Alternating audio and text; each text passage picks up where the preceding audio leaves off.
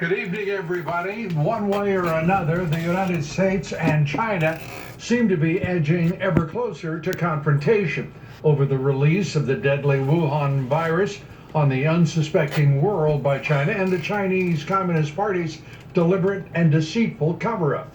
Chinese leader Xi Jinping today escalating tensions between the two countries, calling on his nation's military to, quote, explore ways and means of training and preparing for war, end quote.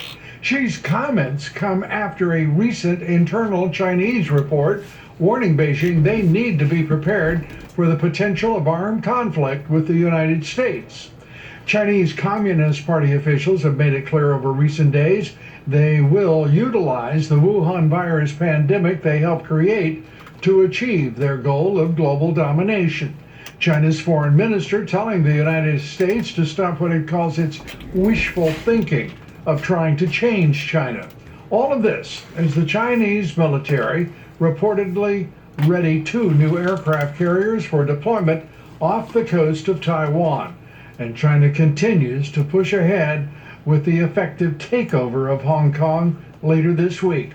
The U.S. response to these actions so far have been diplomatic, measured, even muted.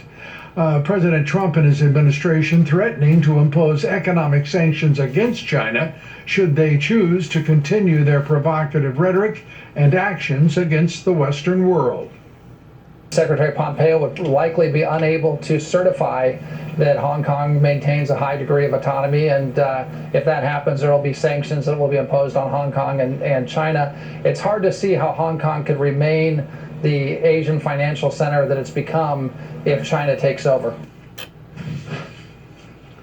And for more reaction from the White House and the latest on China's crackdown against democracy in Hong Kong, we turn to our own Susan Lee in New York.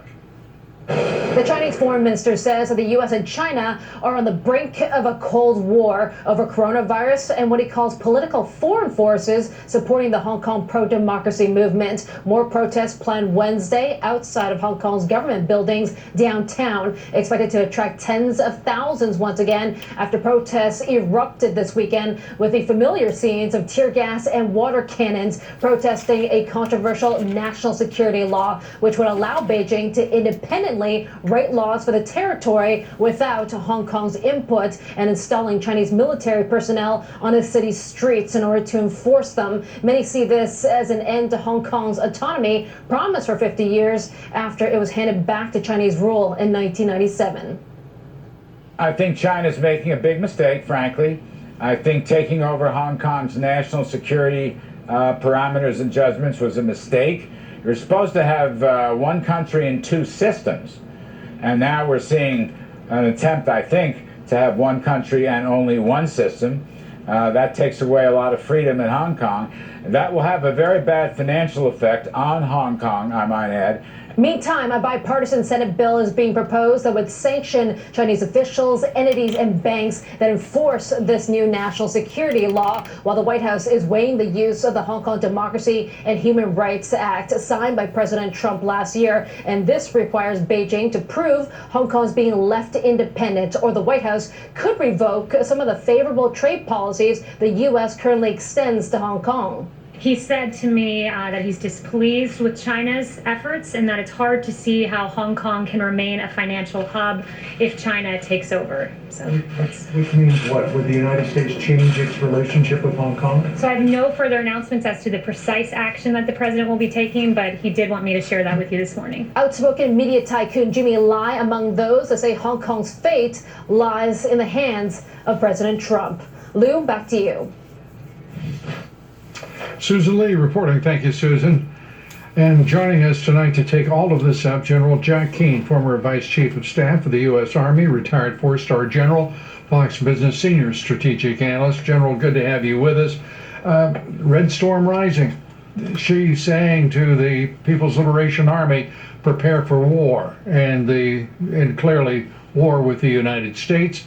Your reaction? Well, the Red Storm rising has really been going on for a number of years.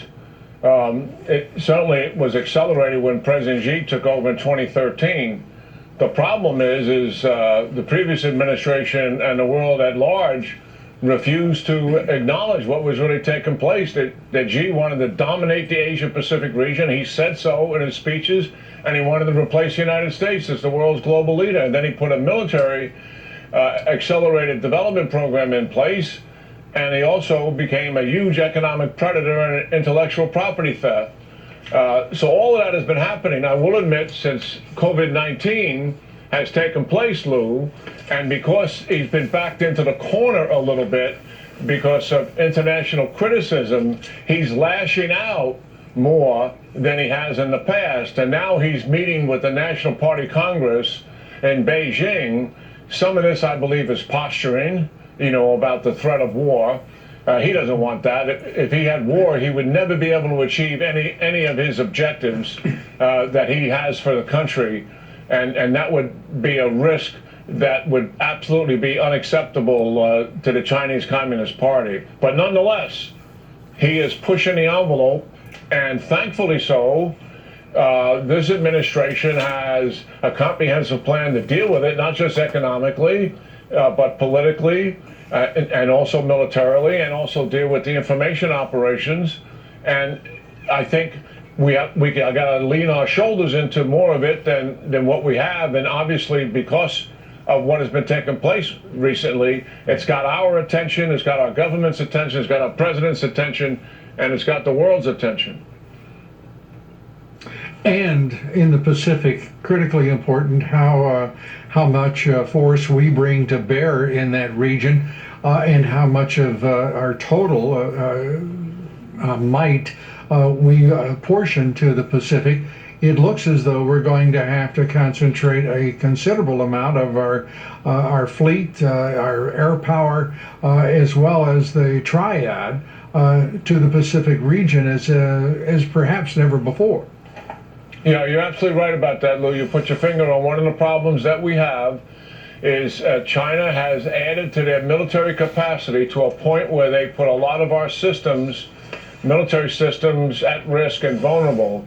So that we've got a couple things we're going to have to do.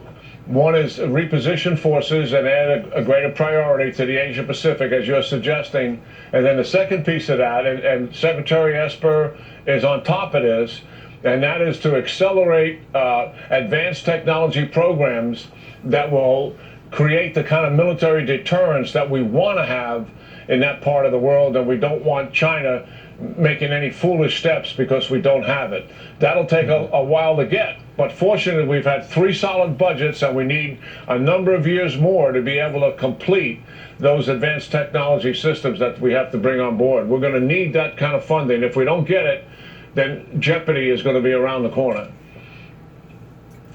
Flashpoints is of right now. Clearly Taiwan, as has been the case over decades. Perhaps North Korea. Perhaps some of the other nations of Southeast Asia. Your thoughts about where the United States is likely to be tested first and foremost? Yeah. Well, I think it's right in front of us now with Hong Kong. I think Xi's calculation is that he's no longer going to go along with the facade that the local government in Hong Kong is really in charge. They're now in charge, and that's what this new law that was mentioned in the introduction is all about, which means they can arrest anybody, anytime, on any charge, is what that law permits. And the second thing, it deals with foreign interference. They can deport any foreigner without a lot of cause. They'll come up with some phony excuse, but that law gives them that authority, to include the media. So, and China is risking this, and we have to understand this. China, if it comes to it, they're going to own Hong Kong, and if they have to lose the financial hub to own it and make sure that as a result of the protest in Hong Kong, there's no pushback on the mainland, they will do that because they want to protect their regime and their Chinese Communist Party at all cost, to include risking that loss. Does that impact them economically? Yes, but it doesn't bring them to their knees either. So this is a calculated move on their part to really begin to take control of Hong Kong and change it from something that we knew in the past. And Taiwan is another issue. President Tsai has been elected there, Lou. She's an anti-Chinese Communist Party president. Right. She was decisively elected. She's had the strongest support the country's ever had from the United States. China is going to put more pressure on them as well. That'll be another flashpoint for us. General, thank you very much as always. We appreciate it. General Jack Key. President Trump today implementing a travel ban on passengers arriving from Brazil. The South American nation has the second highest number of Wuhan virus cases worldwide, 375,000. Nearly 24,000 more Brazilians have been killed by the virus. In the United States, 1.6 million Americans have been infected, more than 95,000 killed by the Wuhan virus. Well, the trading floor of the New York Stock Exchange reopened for the first time in 2 months, all three major indexes moving higher. It was a big rally. The New York Exchange back open just in time for that big rally. The Dow up 530 points, the S&P up 36, the NASDAQ up 16. Volume on the big board, 5.9 billion shares. Crude oil up more than 2.5%, $34.11 a barrel. And new report suggests radical Dem Joe Biden planning to use the Wuhan virus as a way to take on the president about the economy. But according to Politico, a resurgent Trump economy is, quote, the general election scenario that Democrats are dreading, end quote. In a tweet today, President Trump said this: stock market up big. Dow crosses 25,000. S&P 500 over 3,000. States should open ASAP. The transition to greatness has started ahead of schedule. There will be ups and downs, but next year will be one of the best ever. Up next, radical Dems and rhinos like Mitt Romney make a push for more fraudulent mail-in voting. Why would they do that? Maybe they want to cheat? I don't know. We'll take it up. Much more right after this quick break. Judicial Watch President Burgundy for the special TV discount price of... An entire public health system is now engaged chasing down hundreds of people to make sure that when they develop symptoms or if they become infectious, they're not passing it on to other people. That's public health effort that we could have spent in trying to ebb potentially the cases in other areas or effort in trying to get this testing more ramped up. So every action that we as the population, it's not just the doctors, not just the nurses, not just the state governments, we as individuals, all actions that we take now have a consequence. And the consequence is we could now be the source from which future infections can rise. So I'm definitely worried. I mean, I'm worried because when you see these gatherings, what it tells me is that we haven't gotten the message to people, or we haven't stressed the importance of basically following the social distancing, the physical distancing, and the basic measures that we need to take to ebb this outbreak. I'm curious, given that it looks like we are going to have uneven public health official advisories. The politics of this, frankly, we're in an election year. I'm just not optimistic that you're going to see any pullbacks or anything like this because of the fear of the politics of this. So let's set that aside. Give advice to everyday Americans on how they should protect themselves if they don't, no matter what their local jurisdictions are doing or not doing. Would you go outside with a mask? Yeah, part of this is there are so many nuanced things about how states open, right? It depends on their capacity at the healthcare level. It depends on their capacity to contact, trace, and test. But principles of how we protect ourselves are actually very solid, right? And so those are, the longer you spend time in closer proximity to somebody whose infectious status you don't know, the greater your risk of getting that infection. And if you're indoors with that person, the greater your risk of getting it versus outside. And the more people you meet who you don't know their infectious status, so people outside of your household, the greater your chances of getting this infection. That's it. Start with that. And then beyond that, it's paying attention to the fact that in common spaces, people may be leaving this infection behind. Maybe we're not transmitting the virus with the same level of efficiency when we're face to face from each other, but just being aware that from common surfaces, we can potentially still transfer that virus if it's areas of high frequency when people are touching it constantly and you're potentially taking that virus and infecting yourself. So that's it. If you start from that, you can see why gatherings like, the Lake of the Ozarks pool party, or even, unfortunately, in our houses of worship, people sitting close together, people singing, something that we've now discovered may project a lot of virus into the environment and make a lot more people sick than we thought they would. Those actions are going to have consequences. And that's not to say that we stop doing all those things altogether. It's how do we mitigate that risk, and that's creating that physical distance between people. It's wearing the mask. It's not sharing items. It's washing our hands. Right. I think personally, it goes down to the cliche that the right hand don't know what the left hand's doing. Too many chiefs and not enough Indians. And the fact that Red China is stirring up right now in something major developments does in fact concern me.